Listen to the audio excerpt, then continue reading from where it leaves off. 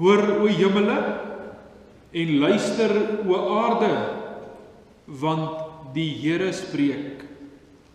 Aan al die geliefdes van God en die geroepe heiliges, genade en vrede vir julle, van God ons Vader en Christus Jesus ons Here, deur die kragtige werking van die Heilige Gees. Amen. Kom ons loof die Here, dan sing ons saam Gesang 41, verse 1, 2 en 3. Gesang 41, al die verse tot lof van die Here.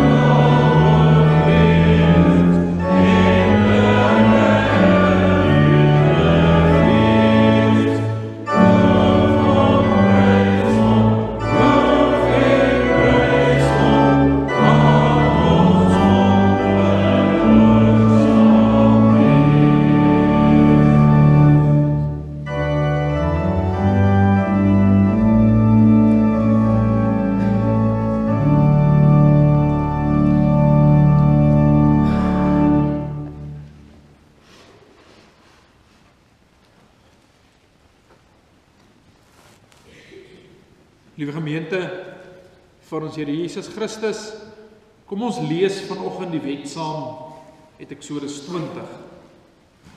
Die wet van die Here uit Eksodus 20. Ons lees dit saam, ons luister daarna met eerbied en ontzag. Toe het God al hierdie woorde gespreek en gesê: Ek is die Here jou God, wat jou uit Egipte land, uit die slawehuis uitgelei het. Jy mag geen ander gode voor my aangesig hê nie.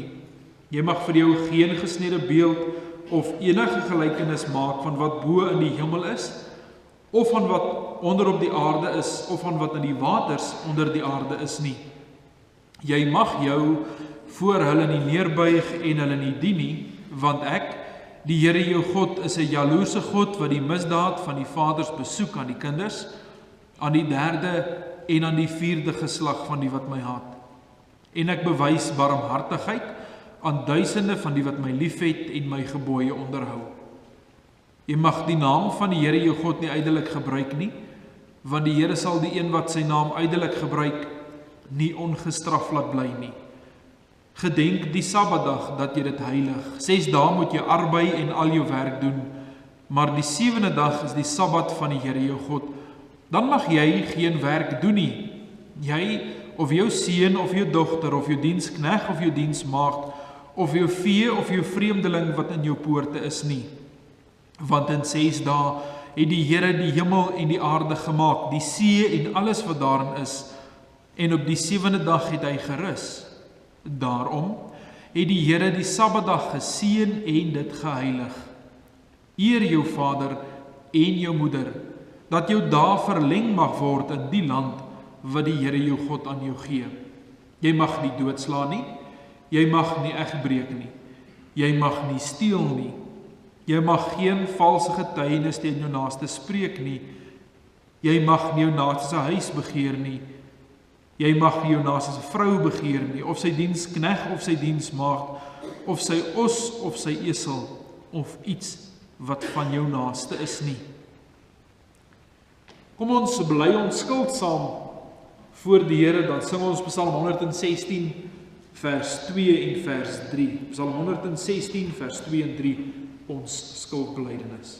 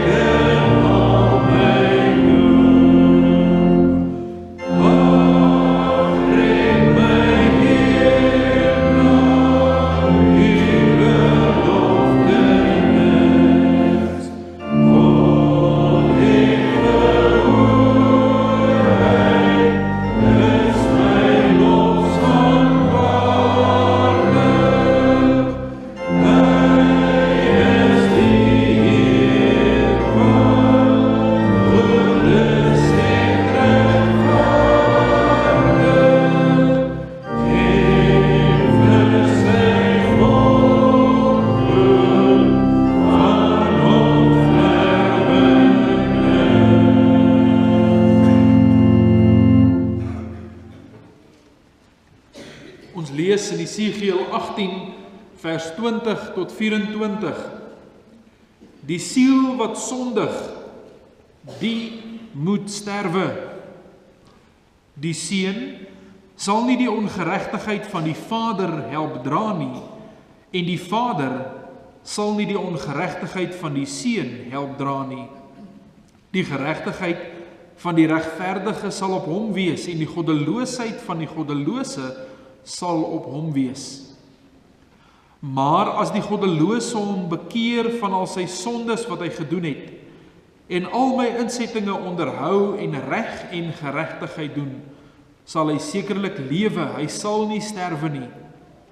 Al sy oortredinge wat hy begaan het, sal hom nie toegereken word nie. Deur sy geregtigheid wat hy gedoen het, sal hy lewe.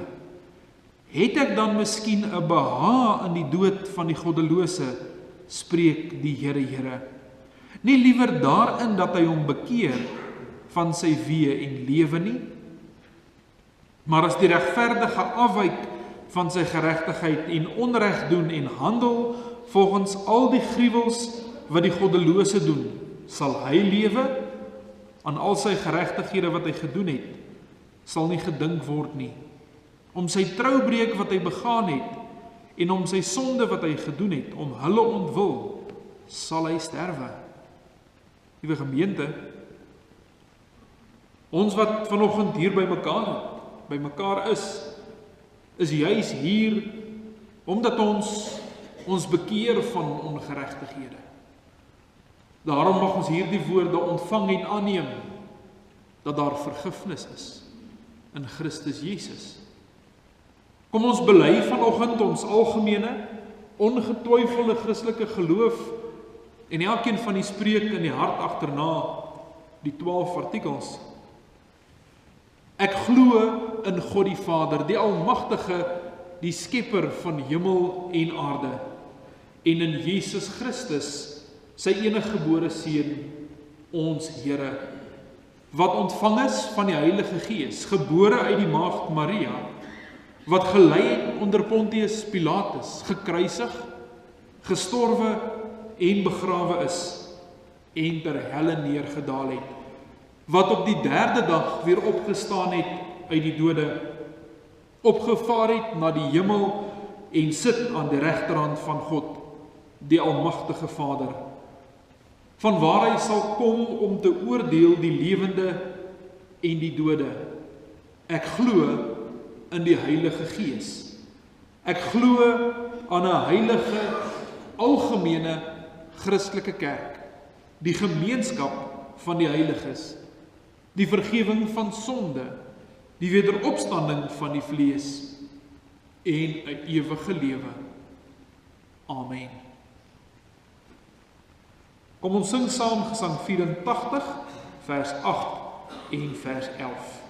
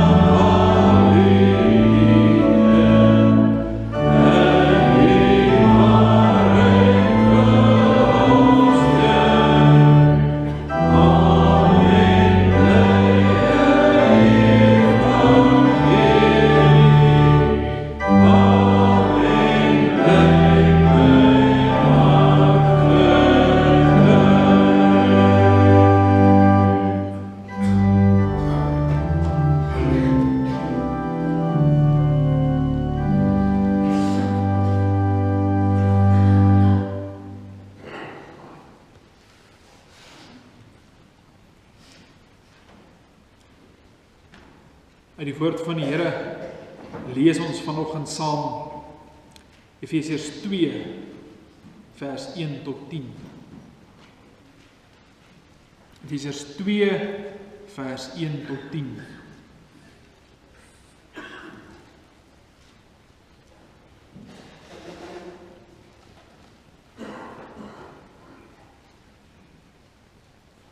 Voordat ons saam lees uit die woord van die Here, kom ons bid saam.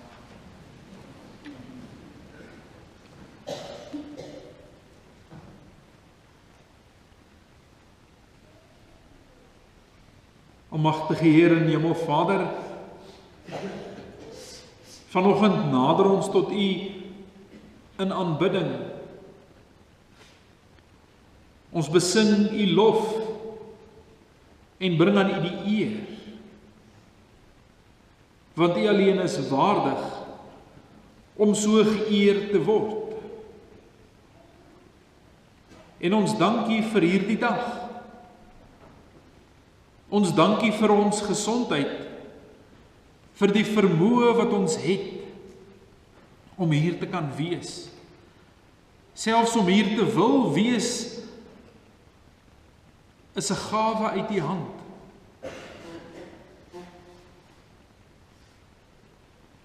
Daarom kom besing ons U eer en U majesteit, U grootheid, U almag. U is die gans andere, die God van hemel en aarde, wat deur U woord alles wat is tot stand bring, deur die liefde alles wat is onderhou, wat deur die genade ons herskep het,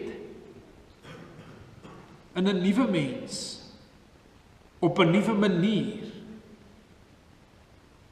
Ons behoort aan U, duur gekoop met die bloed van U Seun. Ons vra dan vanmôre vir hierdie woord om tot ons te spreek. In ons verstand, in ons hart en op ons hande. Here, sodat ons 'n gemeente kan wees, 'n gemeenskap van gelowiges wat aan U die lof bring, aan U die eer en heerlikheid. Spreek U tot ons, Here, want die kinders luister. Ons bid dit in Jesus naam. Amen.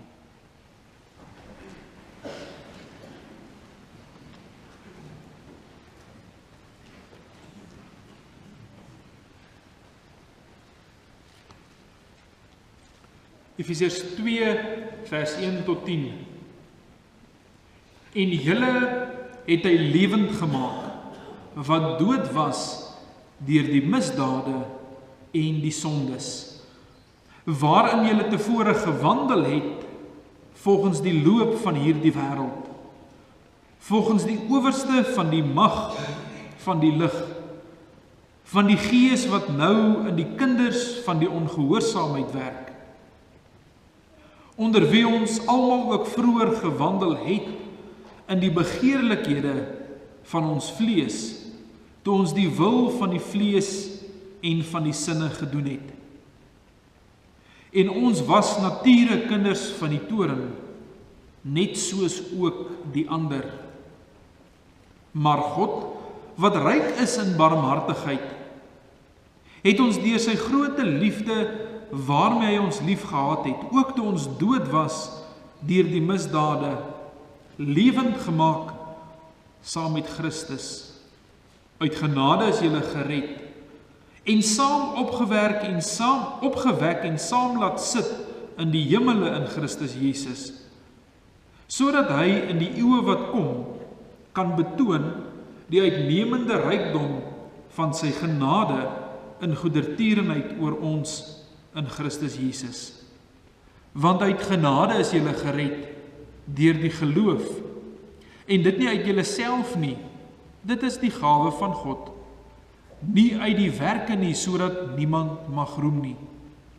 Want ons is sy maaksel, geskape in Christus Jesus, tot goeie werke wat God voorberei het, sodat ons daarin kan wandel.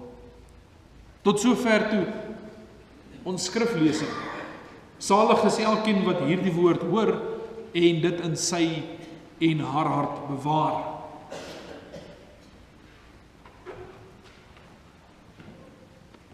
Ons teksvers, vers 10, want ons is sy maaksel, geskape in Christus Jesus, tot goeie werke wat God voorberei het, sodat ons daarin kan wandel. Ek lees ook vir die hoofstuk 1 vers 14, wat die onderpand is van ons erfdeel, om sy eiendom te verlos tot lof van sy heerlikheid. Vers 12 van hoofstuk 1, sodat ons kan wees tot lof van sy heerlikheid, wat ons reeds tevore op Christus gehoop het.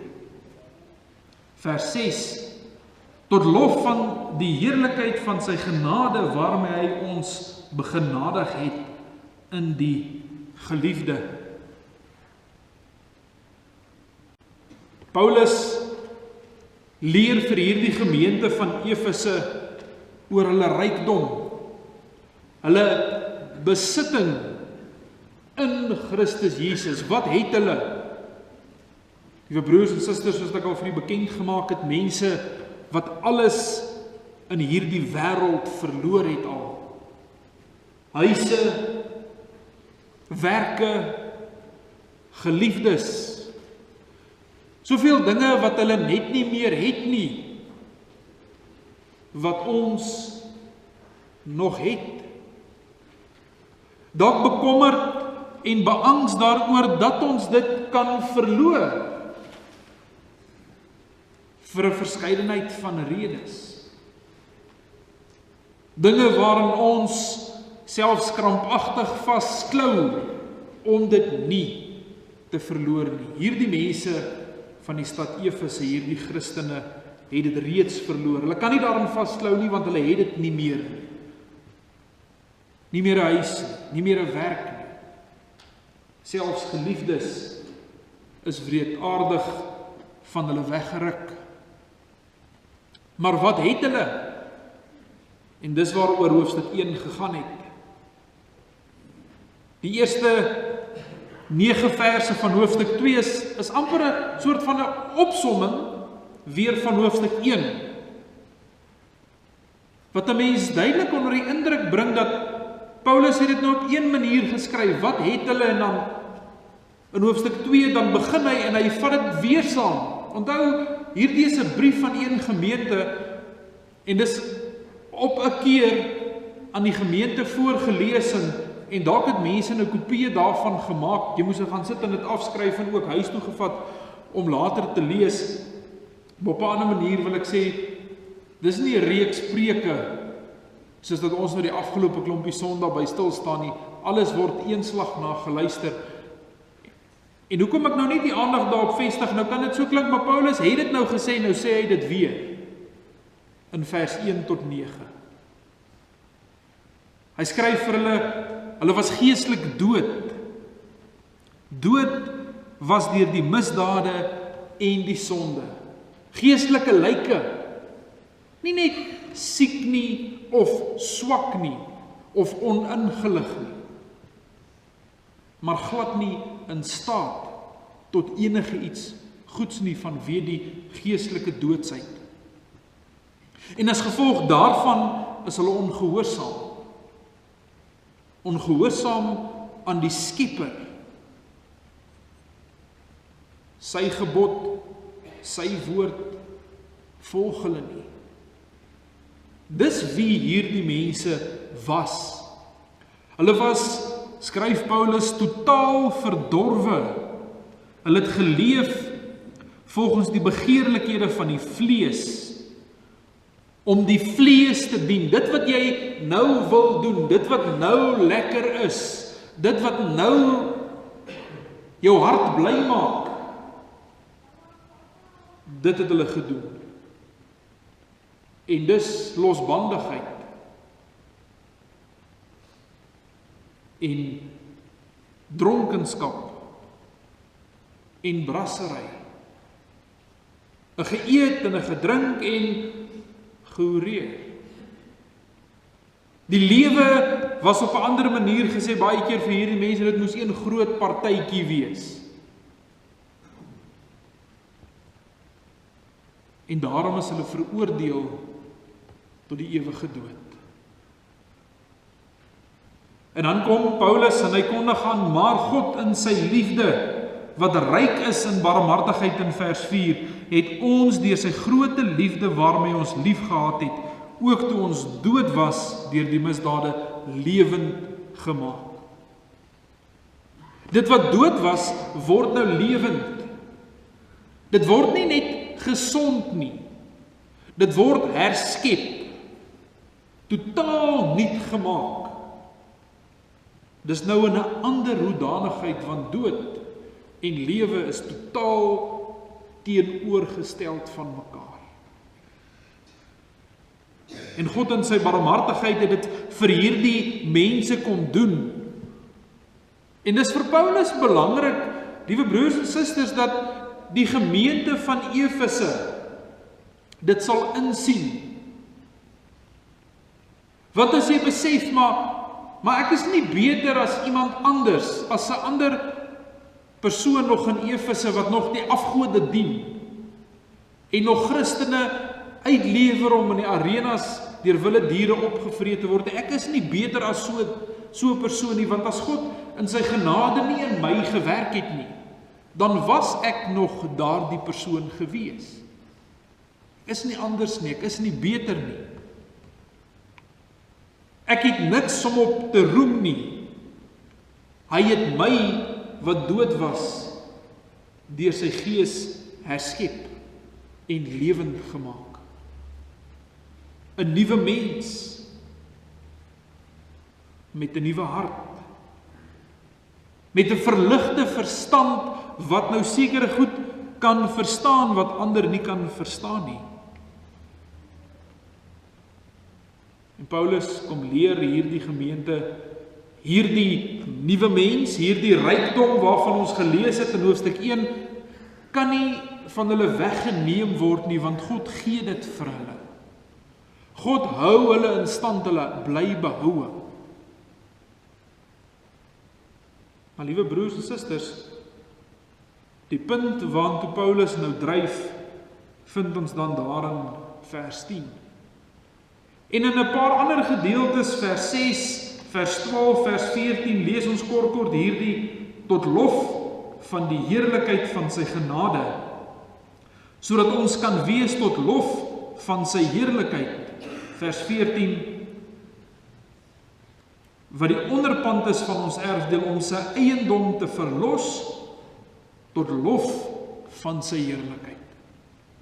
Hy dryf na 'n punt toe met hierdie gedeelte. Nou kom hy in vers 10 en hy sê ons, praat hy met die gemeente in Efese, praat hy met ons vandag, ons wat 'n oomblik tevore ons geloof bely het in Jesus Christus. Hy sê ons is sy maaksel.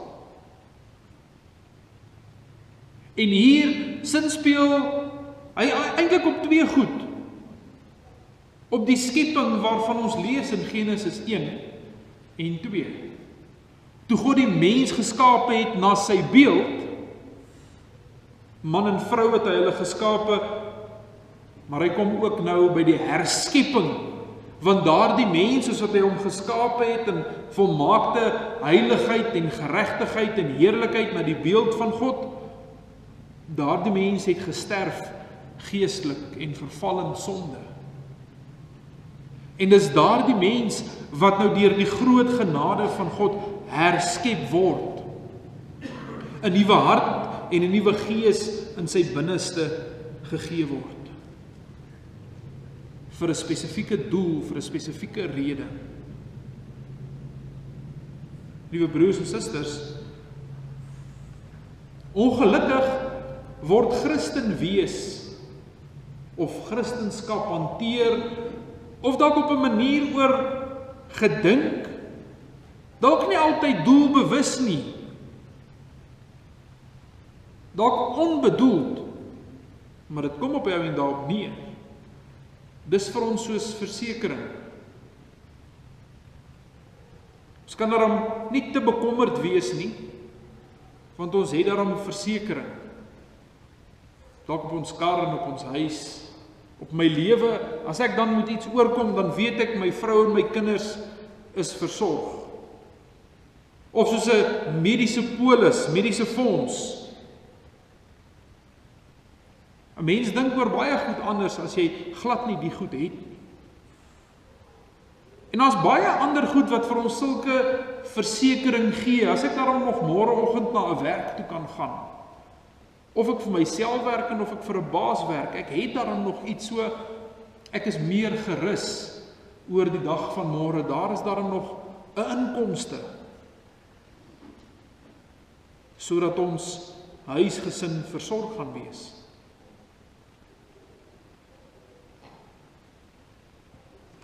En dan word Christenskap beskou as 'n tipe van 'n geestelike versekering. Om my gerus te maak, om my te sis en te troos as 'n klomp ander dinge nie lekker gaan nie. Want dit gaan dan maar net oor hierdie lewe. Vir my gesondheid het ek 'n mediese fonds, en vir my veiligheid by die huis en ander omstandighede het ons korttermyn versekering. En vir my ou dag het ek 'n pensioenfonds. En vir my sieleheil en gerusheid het ek daarom die kerk en die Here en Christendom.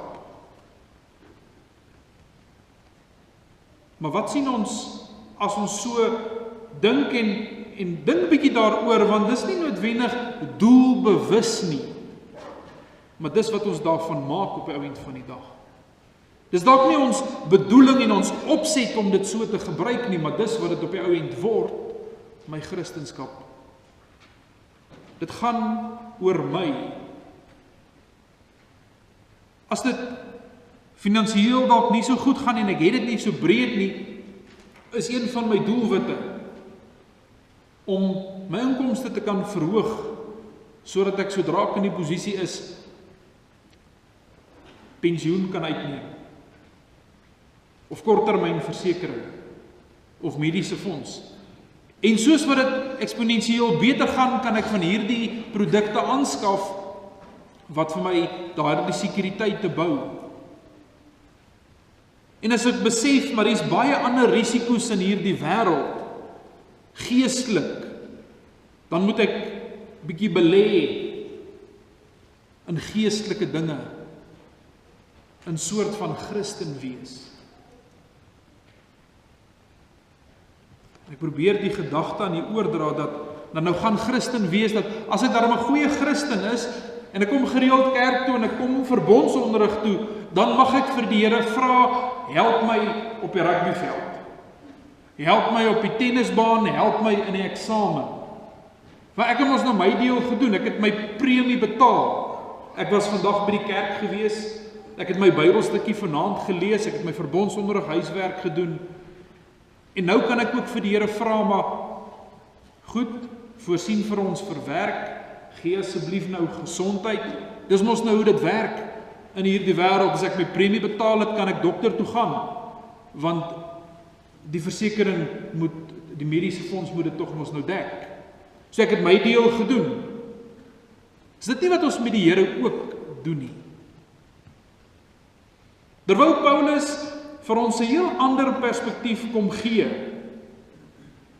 En eintlik nie 'n ander perspektief nie, maar vir ons kom herinner waaroor moet dit gaan. Liewe broers en susters,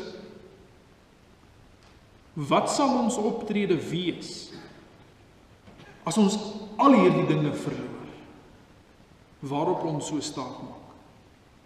My huis, my kar, my gesondheid. Hoe gaan dit dan geestelik met my gaan? My geloof in God. So dikwels hoor ons as mense hierdie pad begin stap en allerhande teëspoed klop aan die deur, dan begin mense uitroep, daar is geen God nie. Want as daar 'n God is, hoekom neem hy my kind van my weg? Of as daar 'n God is, hoekom moet dit dan met ons so swaar gaan? En net hierdie tipe van denke en opmerkings deur mense sê juis vir ons, waarvoor gebruik ons Christendom? Dis vir ons presies dieselfde dan as korttermynversekering of 'n mediese fonds. Ek het mos nou my deel gedoen, Here, nou moet jy jou deel doen.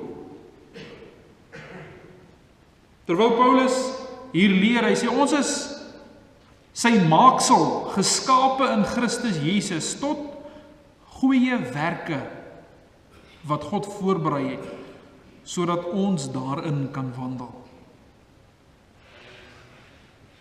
God het nie 'n klomp ornamente gemaak nie. Ek dink ek het al hierdie voorbeeld gebruik.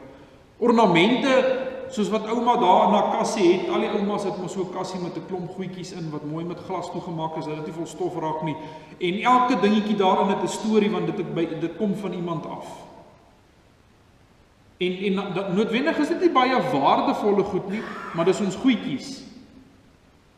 En die Here het nie van ons Christene gemaak en sit ons so in 'n ornamentkassie, sodat ons nou lekker hier as ornamentjies van die Here tussen mekaar kan sit en toegemaak in die glas, en die stof van die wêreld kan nie op ons kom nie.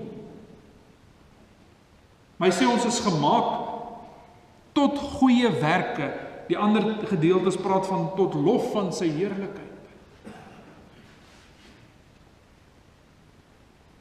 En om dit saam te vat, Dit kom daarop neer dat ons getuies sal wees, die draers van 'n boodskap, aanbid die Here.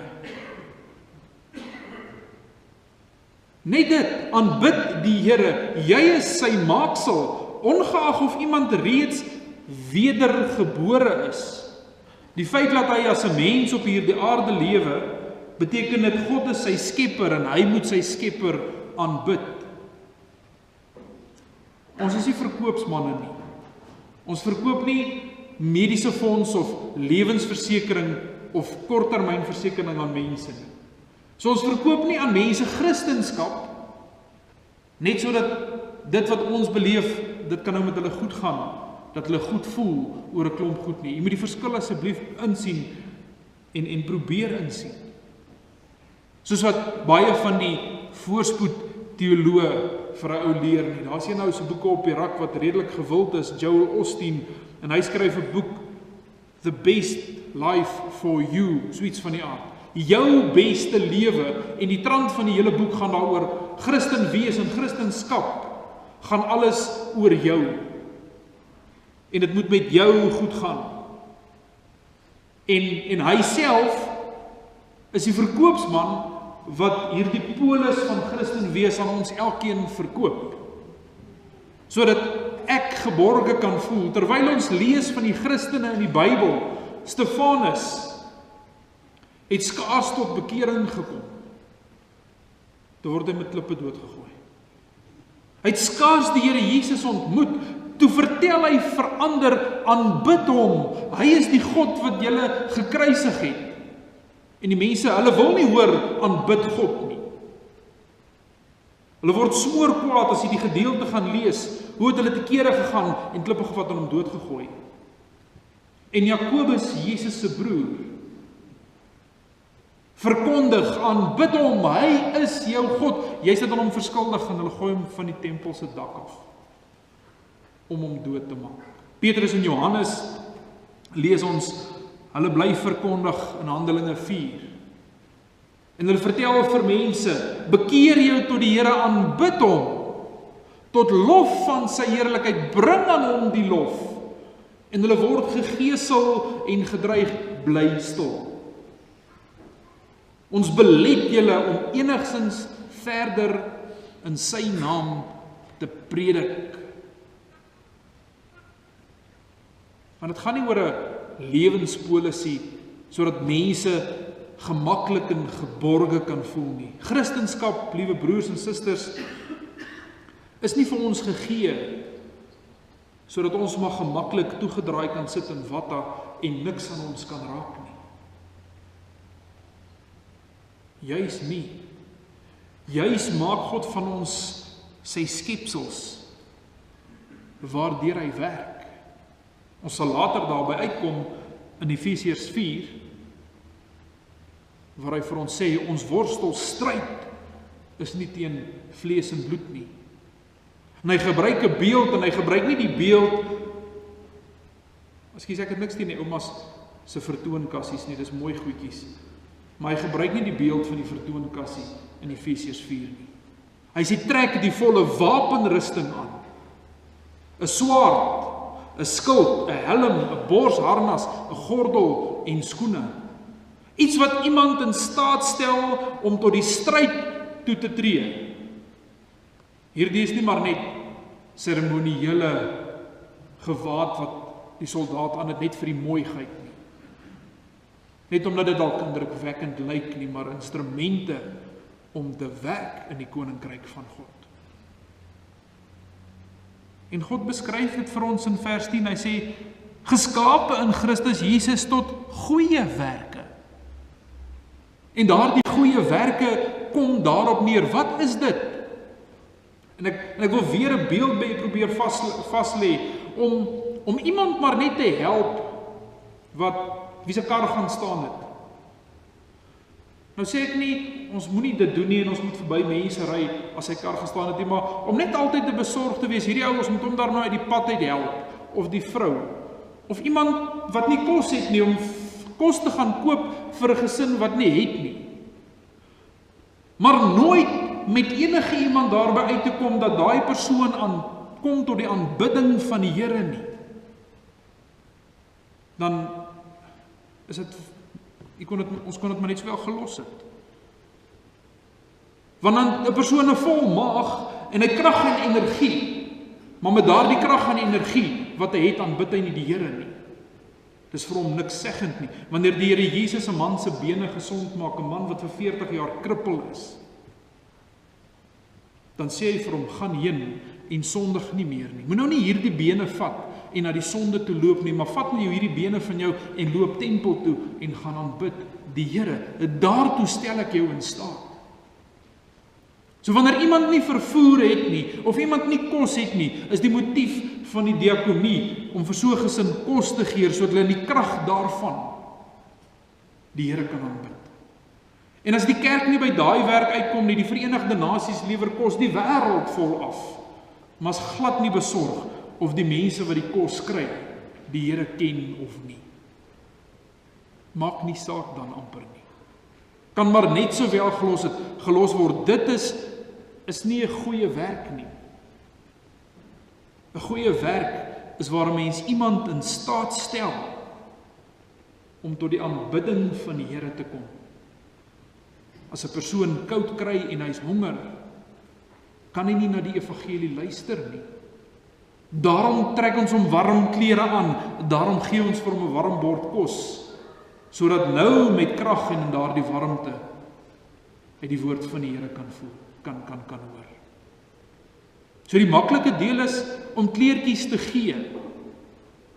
Weereens sê ek nie ons moenie, maar dis die maklike deel om 'n kospakkie te gee, om iemand se kar uit die pad uit te sleep tot by sy huis. Maar liewe broers en susters, as ons nie mense bring tot by die aanbidding van die Here nie, dan mis ons die goeie werk waartoe hy ons geskaap het. Vir daardie doel, sodat ons daarin kan wandel. Christendom is nie maar net nog iets wat ons gerief gee nie. Iets wat ons vertroos, sodat ek daarom weet, as ek doodgaan, is ek by die Here. Dit gee dit vir ons het dit. Maar Paulus kom dryf hierdie punt om te sê, julle is sy maaksel, geskape in Christus Jesus, om goeie werke te doen. Nie omdat ons goeie werke doen, word ons gered nie, maar nou dat ons nuut gemaak is, moet ons. Om Sondag na Sondag aan te hoor, wat ons het, is goed. Dit gee vir ons 'n diepe gerusheid. Maar nou hierdie rykdom wat ons het, dis die verskil, moet uitgedeel word. Ek het nie die storieetjie nagevolg om te kyk of dit waar is nie, maar ek lees in 'n stukkie dat, ek kan nie die ou se naam onthou nie, Rothschild. Jy sal die naam ken as jy weet, praat van die geldmag en die Illuminati. Onskatbare ryk mense. En er word daar vertel dat hierdie man het sy rykdom krampagtig vasgehou en hy was oortuig, almal wil hom belieg en hom besteel. Sy werksmense. En dit het hom letterlik siek gemaak, om op te pas en te beskerm en meganismes in plek te sit, dat sy rykdom nie gesteel word nie.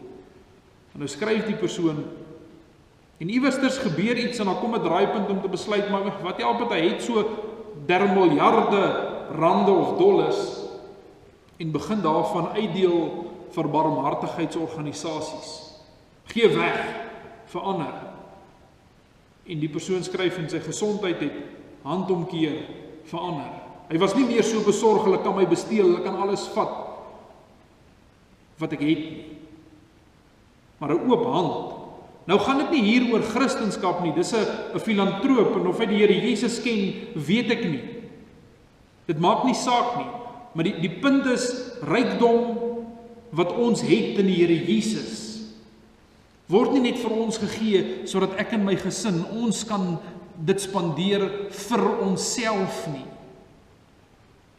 Dit moet loop na ander toe. Liewe broers en susters, ons het al hierdie rykdom wat die Here vir ons gee.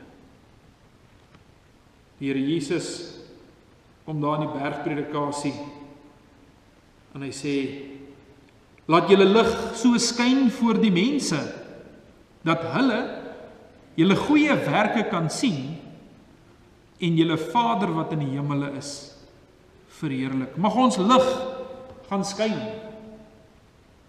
sodat ons Vader daardeur verheerlik kan word. Amen. Kom ons bid saam.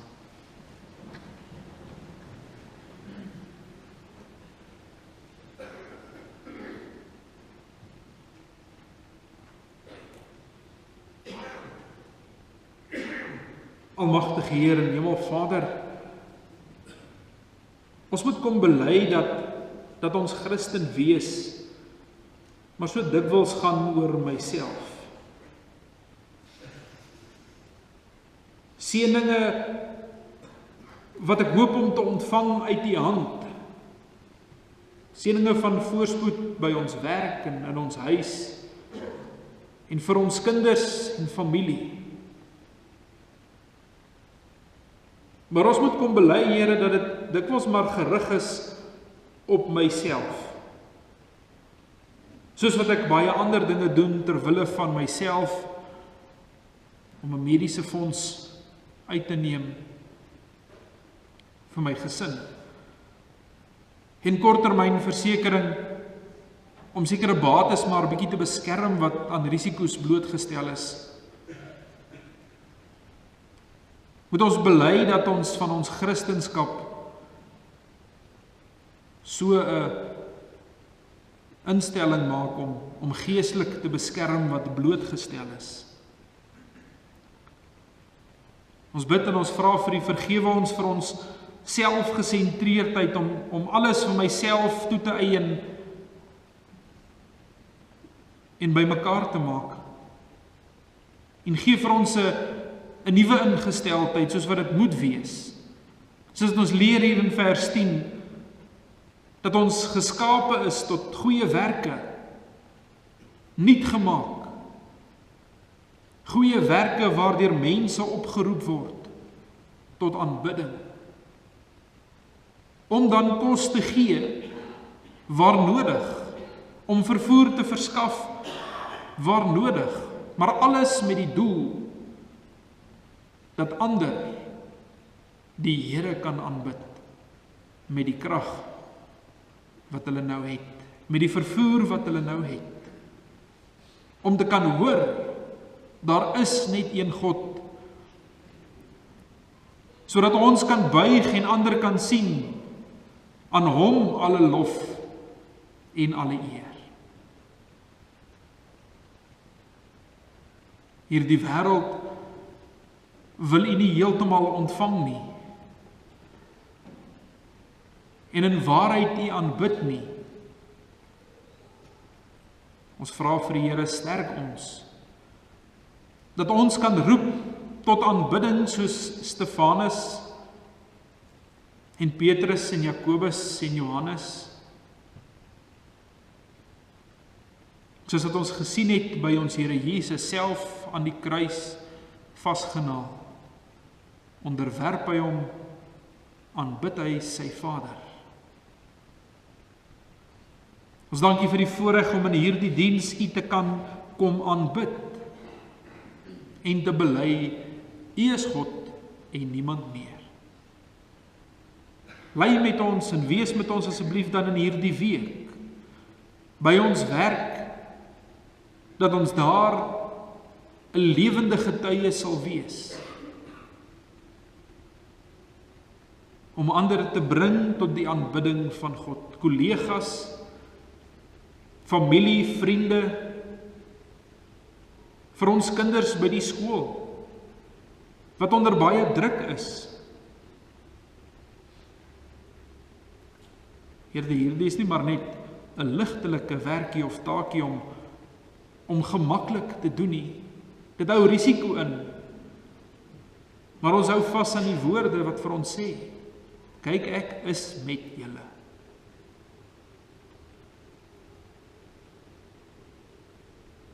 Want ons weet, dis wat ons nodig het in ons omgewing, in ons land.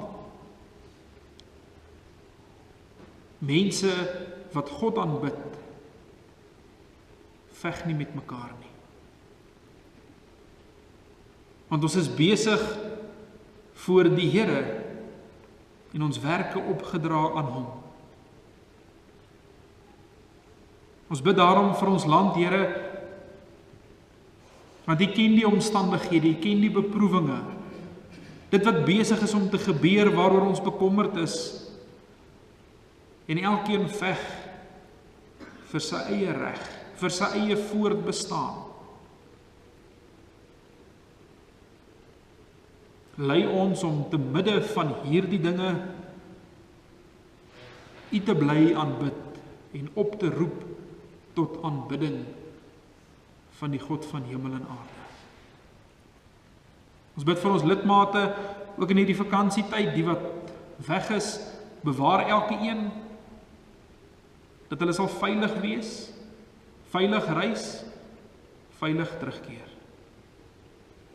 Vir ons kinders, wat bietjie uitspan en ook rustiger is, dat hulle goeie rustyd sal geniet.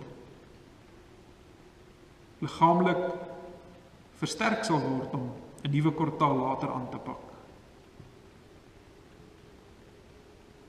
Vader, ons bid en ons vra vir U, bewaar ons teen die mag van die duisternis.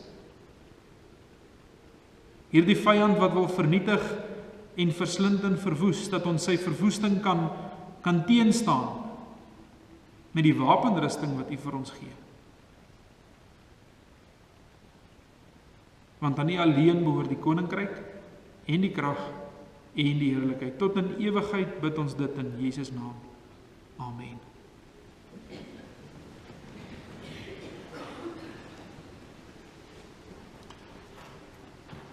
Kom ons sing saam Gesang 51, verse 1, 2 en 3. Gesang 51, verse 1, 2 en 3. Laat ons sing oor hom wat terugkeer aan die einde van die tyd. Bruidegom, die bruid verwag U, altyd tot U lof bereid. Sing, o sing van ons verlosser, hy kom terug, hy maak ons nuut. Gesang 51, verse 1, 2 en 3.